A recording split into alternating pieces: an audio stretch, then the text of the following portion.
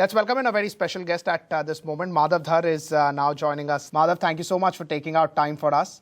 What do you make of the recent rally in the market? Do you think it's making risk-reward to invest into India looking much more unfavorable? No, I don't think so. I think there's this is obviously a global rally sparked by the election in America more than anything else, and is taking everything up with it. So as far as Indian markets are concerned, I'd break it down into three big events that have taken place, which is the American election, demonetization, and the budget. I think these were the three big events that the markets have absorbed and digested that are discounting, and two of them have been, I think, very favorable. So I think monetization took the market down, and the American election basically was very unexpected, certainly by the polls and by the betting markets. So you've got a new president of the United States who says, I will cut taxes, deregulate the economy, and boost infrastructure spending.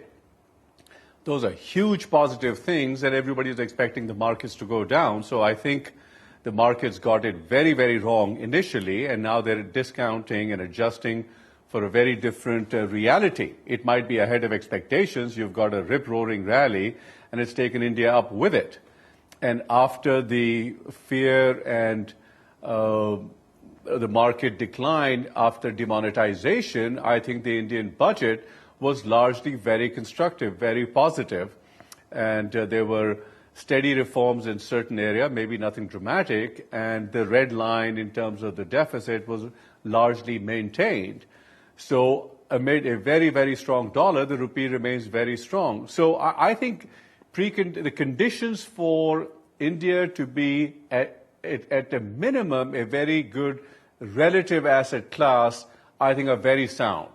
Whether absolute money is made, if we have a global correction, is a separate matter. And frankly, I worry about both those things. I think the markets are now more than discounting the good news of a Trump election that very few people expected.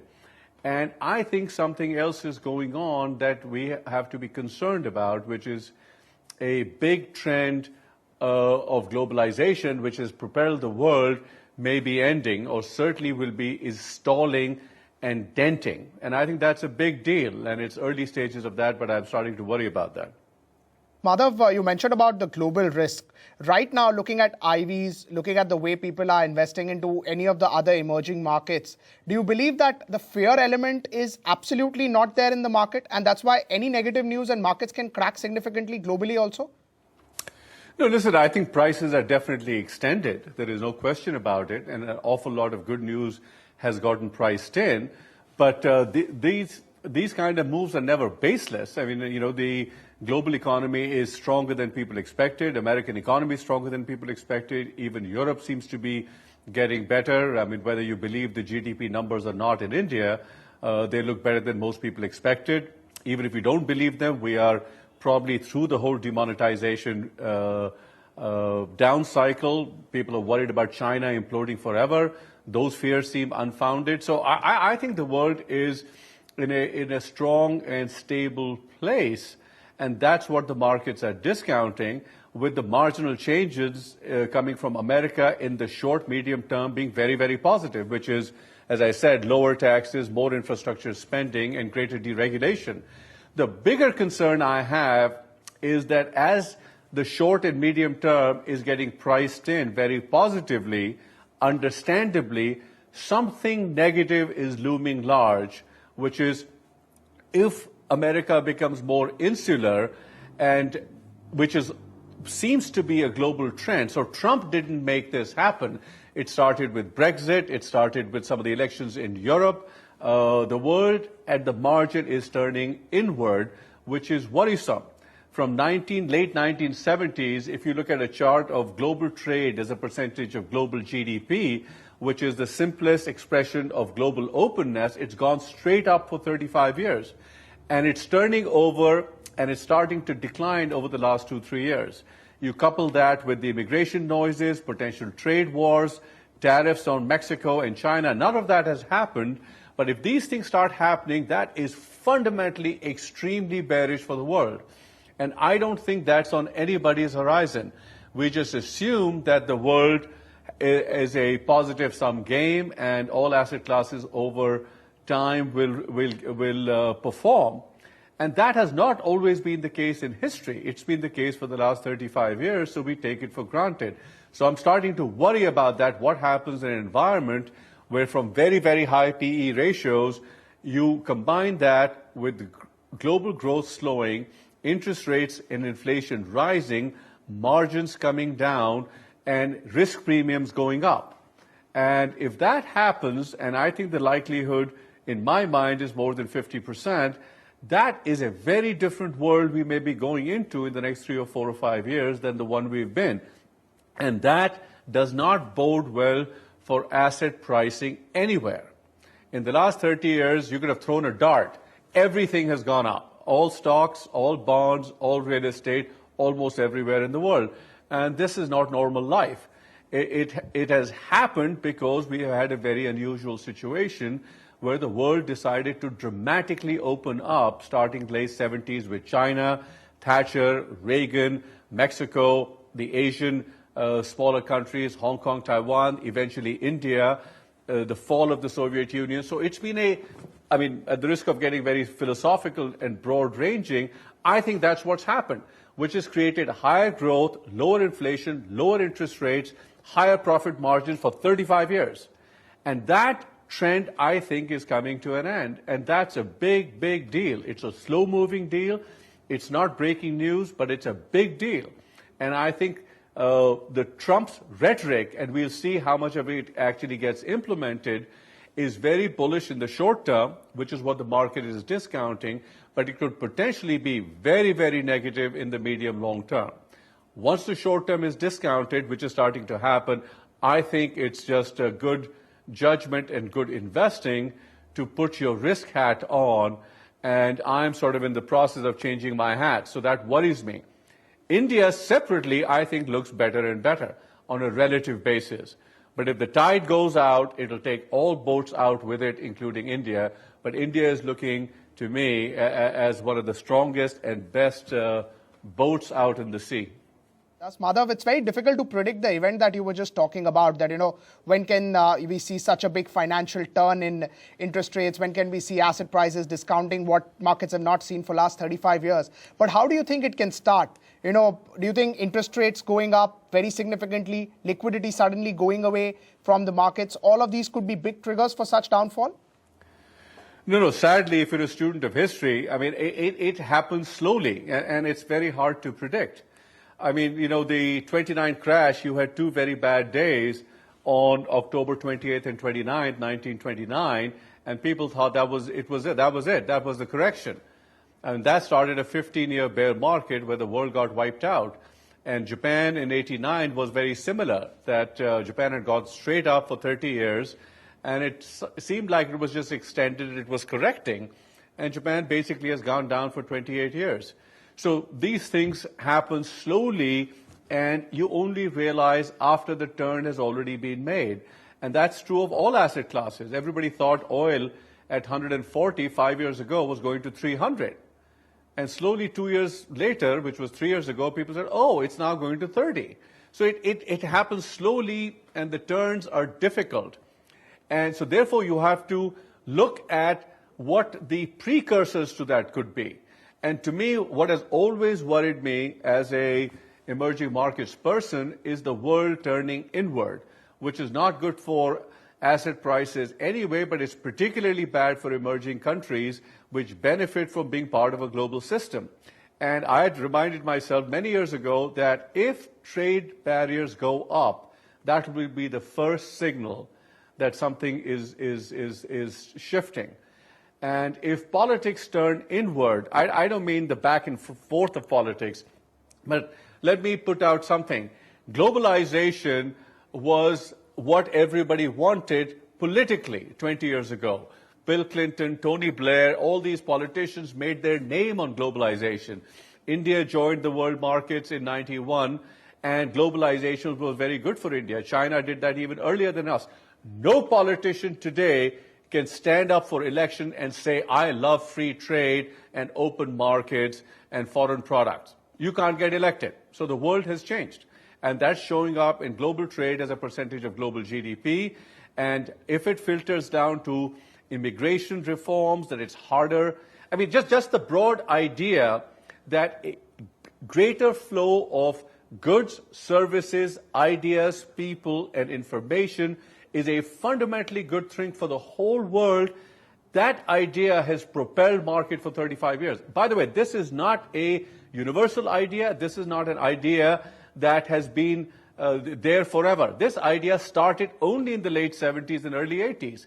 So we think that's the way the world is. That's not the way the world is. That world was triggered by Deng Xiaoping in China, then Thatcher, then Reagan, then it was absorbed by other countries, propelled forward. That idea is under siege. That idea is being attacked. And this is not a conceptual idea. That idea leads to higher GDP, lower rates, lower inflation, smoother supply chains, less friction costs, lower risk premium, greater liquidity. And if that idea is fundamentally under threat, then I think we have to worry. So if Mexico has new tariffs, China has new tariffs, Brexit actually happens, there's an election in Holland, there's an election in France. If the world starts turning inwards, if NAFTA is renegotiated, the Trans-Pacific Partnership is obviously being ditched, then something is shifting. Something that we've had for 35 years is shifting. And that's a big, big deal. So what are the markers for it? Trade barriers going up. If there's a tariff on China or Mexico, I would sell everything immediately, because you are not supported by valuations, and there's a lot of positive momentum in the markets discounting short-term good things, and which I, by the way, completely agree with. I think people are wrong to say, why is the markets going crazy? The market should be going crazy. So sorry, Right. it's a complex argument where the short term is actually very positive. Right, but don't you think that protectionism has already gone up, especially with the metals pack, especially with the steel pack across the globe? Hasn't protectionism already gone up? Yes, so I'm just saying that this idea is already dented. I mean, trade as a percent of GDP is already down 3 years running. So if it creeps up and gets broader and more institutionalized and more accepted, this Make America Great Again, Make in America, Make in India. These are great political sound bites and nice nationalist slogans. It's not good for anybody. And Make for India is a good thing. Make for America is a good thing. Lubricating a global system is a good thing. But hiving off the world into small blocks is not a good thing. And frankly, it's very hard to do given global supply chains. So any political impetus to raise barriers, whether it's Brexit or Make in India or Make America Great Again and so on, creates friction, raises the risk premium, raises input costs for products, and it's bad for markets. It's bad for the economy. So I think, as I said, this 35-year one-way tide is starting to recede, and I'm not bearish enough to say that it's going to go all the way back, but at these valuation levels, any negative surprises to this global economic system is going to be dealt harshly with the markets once they finish discounting the fact that the world is growing well, and then that American taxes may go down, infrastructure will go up, which is what the market is discounting. So two things are happening, a cyclical trend that looks positive and a structural trend that looks negative. And it'll be very complex and hard to figure out the intersection of those two things. You think the Fed rate hike is, even if Fed were to get aggressive this year, they have prepared financial markets enough for this hike? Absolutely. I couldn't care less what the Fed does, frankly. I think there's just so much chatter about the Fed, and it's become like a pop star since Greenspan, and it's so well advertised. They keep changing their mind. They're data-driven. There's nothing the Fed knows that all of us don't know. And yes, they set the most important price in the world. Unless they make a giant mistake, I think they're irrelevant. So I couldn't care less. Right, but would you care of how the dollar Markets look moves? strong. They think we all think they're going to hike. They're going to hike. The activity receipts, they go the other way. I think the world is shifting where fiscal policy will matter much more. Politics will matter much more. Central bankers matter much less.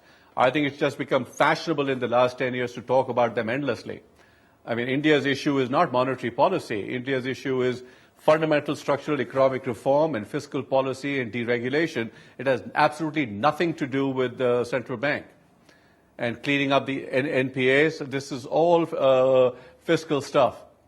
Right. So sorry, it's a pet peeve. I didn't mean to say it so strongly, but obviously it matters not as much as people think.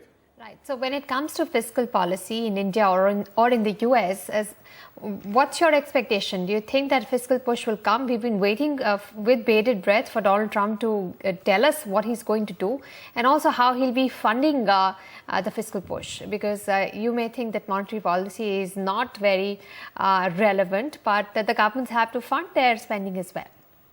No, that's a very good point. And so far, there's been a lot of talk. There's been surprisingly little follow-through on the infrastructure push side. And we have to wait and see. And also, the American president is not an autocrat. You have to get things through Congress and through the Senate. He's already alienated some people. So the clear three-way majority in the Senate and Congress and the White House that he had is not quite what it was, which frankly may be a good thing. I mean, America, after all, sort of like India, is a country of checks and balances, so you can't just do whatever you want. But yeah, at the margin, I think infrastructure push will come in America, which is overdue and good. Trade barriers may come in some form or the other. Immigration ban is going to get institutionalized some way or the other. H-1B visas are more difficult, so that is a fact, and that's an unambiguous negative. And deregulation is going to be a mixed blessing. It may be good in the short term, which is what the markets are reacting to, but you may have a bigger environmental issue on your hands. You may go back to a unbridled Wall Street, which created some of the problems in the first place in 2008, 2009, which is probably not such a good thing. But it ensures higher earnings. So we have to see. It's still early days in the presidency, and some of these pushes will come. And I think America's funding has never been an issue, and you have the strongest currency and the strongest economy in the world. The whole world is dying to fund it. So yes, at the margin, I do think it pushes interest rates higher, which it already is, and inflation a little bit higher. Wage inflation is going up, which is very interesting that people have not focused on. So, the higher growth is going to come at the expense of lower margins, perhaps, and higher inflation. Not very good for markets long term. All right, but can it lift global growth in the short term? Because in China, we have seen they are predicting this year to grow only at 6.5%, which will be unchanged from what they did a year earlier. Do you think if that fiscal push in the US materializes, it could lift growth around the world? Yeah, I think it will. At the margin, of course it will. I mean, the marginal change will not be that much because China slowing down from its hectic pace over the last few years is going to be a much bigger decline than America getting pushed up a little bit. But it certainly helps. And I think it helps that Europe and Japan are not as bad as they were, and some of the emerging markets perk up a little bit as some of the commodity prices go off their lows of a year ago to where they are today. So yeah, I think it will definitely help global growth to some extent. And I mean, obviously the big new factor in the modern economy in the last 5-7 years is productivity and what's happening in technology as it embeds itself in every facet of every industry. So if there is one thing that perhaps is being underestimating is productivity enhancement that are harder to spot. So Chinese-style growth, which is massive input in infrastructure, is easier to understand but what's coming out of Silicon Valley and spreading through all industries, including banking and insurance, let alone communications, is still a very structural, powerful trend emanating out of the U.S., but going into all countries, all industries, which still bodes well for longer-term future, even if some of these things that I'm saying in terms of protectionism and immigration are very big negative trends. All right. I mean, one big thing that has happened, if you look at a U.S. inflation chart, it went from 1950 to 1980, inflation went straight up for 30 years, and starting 1980, which coincided with the start of globalization, it's gone straight down for 30 years. So you've had straight up, straight down, and that bottoming in interest rates is starting to shift. So right. I think we are entering a different world. Right. So in the face of higher inflation, global inflation, what do you think will be the impact on growth in India? Because, so far we've seen the government spending really propping up demand. Can they continue to do that in India when globally inflation is high? Because ours is an inflationary economy, and with inflation we see a lot of things go out of whack. No, one of the great reasons to continue to be bullish in India is that it's in a very different cycle. The world was suffering through deflation. You've got massive monetary policy, all kinds of fiscal stimulus to get growth and inflation up in the last 5 or 6 years post the Great Recession. India has an old-fashioned cycle, which is high growth and high inflation go hand in hand. So a deflationary world has been, perfectly fine for India, and now and our inflation is largely structural and supply-driven. It's not domestic demand-driven. So as supply constraints ease and there is greater and greater deregulation and openness in India, which I assume happens, I think that will structurally lower inflation. So you could easily have a situation where inflation has bottomed out in the OECD and is trending up from very, very low levels, but structural inflation and interest rates in India are actually trending down. So I think we are going to be in an environment in India where you're going to have a higher growth, lower inflation, lower interest rates, and once we work through the NPA problem, probably higher margins. So I think the Indian situation, and frankly, a relatively strong currency. So I think the Indian macro factors are very, very positive. And it's typically Indian in the sense they won't be dramatically so. They'll be just steadily positive. So waiting for something dramatic to happen in India, either positive or negative, is never really works. So it's always 2 steps forward, 1 step back.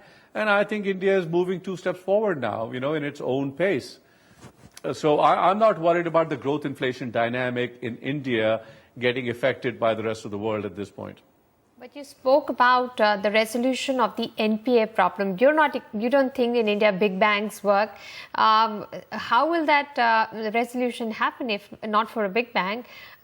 Because we're waiting for quite some time for the NPA problem to lessen, some of the restructuring to happen. We haven't really heard of any big SDR It's starting case. to happen. It's happening in its own way. How much? I mean, there's a lot of talk about creating a bad bank, and there is. Your guess is as good as mine. The markets climb of worry. There's always something to worry about in India. But do you see? So I like all the public sector banks for that reason, that the problem will be resolved very slowly. Very slowly, and you like the public sector banks for that. Do you think? I mean, just today there was an announcement that some banks are selling their loans off. So it's these small things that 6-8 months ago Bank of Baroda announced this, took a huge write-off and the stock popped. So these things wouldn't have happened in India 5 years ago. Is this a great clinical surgical resolution? Of course not. Could the government be doing other things? Absolutely. Should these banks be doing other things? Absolutely.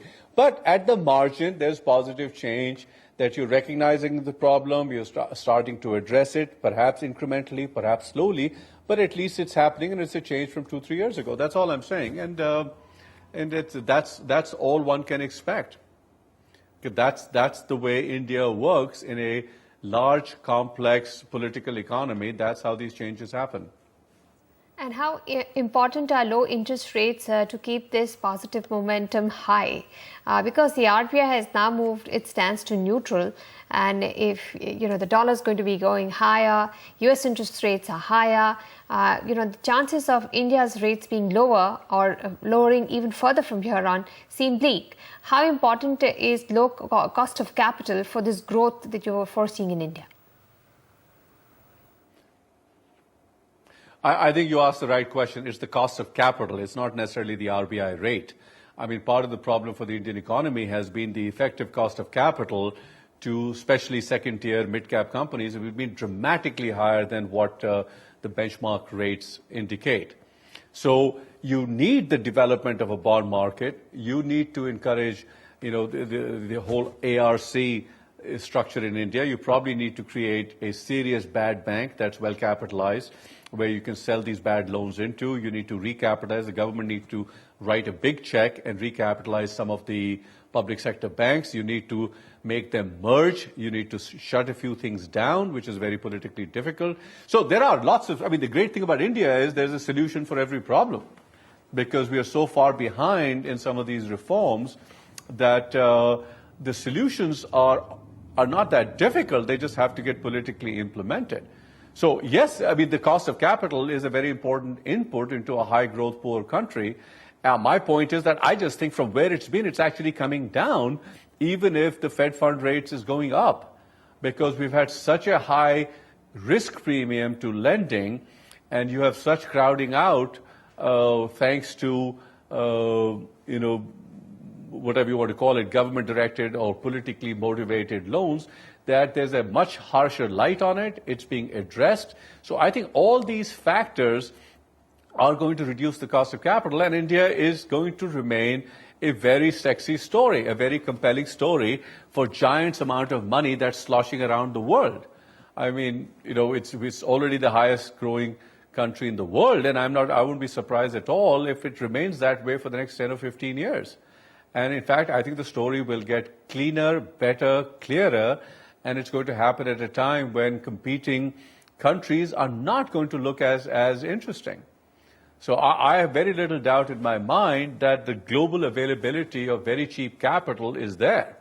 It's up to us to continue to attract it by creating the ground conditions and lowering risk premium for foreign investors, or even domestic investors. The mutual fund industry has boomed in large part, I think, because gold and real estate are not as one-way bets as they used to be.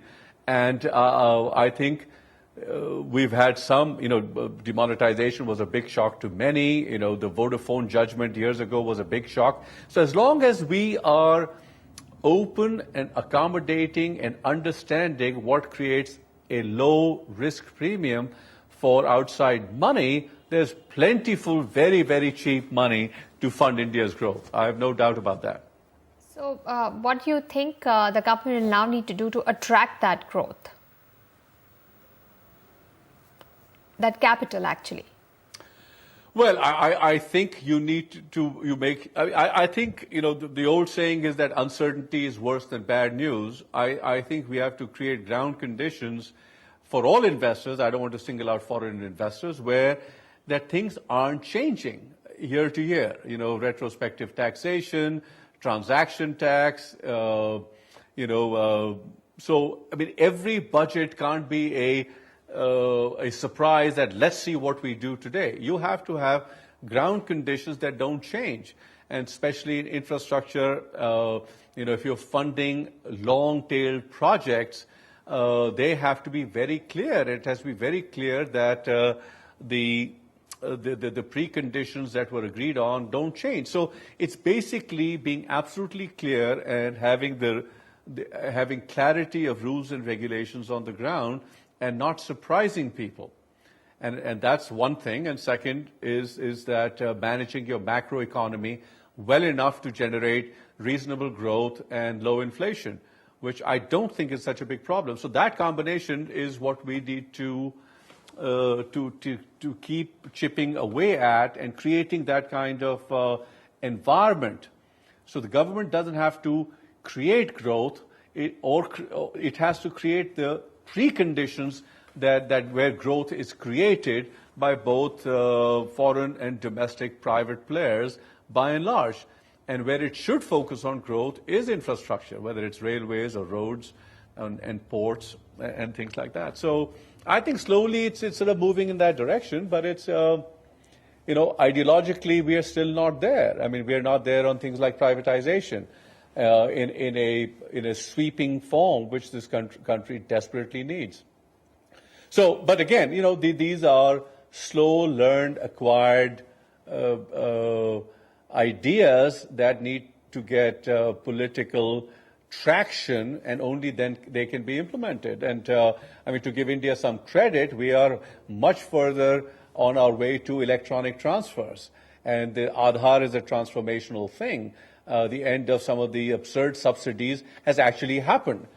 So it's many things have actually happened that a lot of cynics would say wouldn't have happened 5-7 years ago. So I'm optimistic that change and reform will come to India in a slow but continuous upswing. And it'll never be as dramatic as we've seen in other Asian countries, but it'll be steady, it'll be positive, and we are at such a low level of development that triangulating to 7 to 9% GDP growth for the next 10-15 years, I don't think is a difficult feat at all. All right. Thank you so much, Mr. Madhav Dhar, for speaking with us at NDTV Profit, giving us your thoughts on what's happening around the globe and where you see India relatively compared to its peers. Thank you so much for speaking with us at NDTV Profit.